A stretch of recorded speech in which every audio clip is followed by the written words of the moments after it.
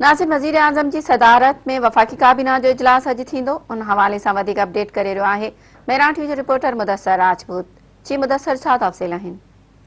जी, वज़ीर आज़म इमरान ख़ान जी सदारत में वफ़ाक़ी काबीना जो इजलास अॼु थींदो। अॼु वफ़ाक़ी काबीना जे इजलास में ज़रियनि मूजिबि मुल्क में एहतिजाज वारी जेकी सूरत हाल आहे उन जे हवाले सां वफ़ाक़ी घरू वज़ीर शेख रशीद पारां ब्रीफिंग ॾिनी वेंदी, जॾहिं त अॼु इहो बि फ़ैसिलो थियो आहे त वफ़ाक़ी काबीना खां इन हवाले जी बि मंज़ूरी वरिती वेंदी त जेको फ्रांसीसी सफ़ीर खे मुल्क बदिल करण जे हवाले सां जेकी तहरीक क़ौमी असम्बली में आणण जे हवाले सां हुकूमत हथी फ़ैसिलो कयो आहे, उन जी मंज़ूरी बि अॼु वफ़ाक़ी काबीना जे इजलास में शामिल आहे।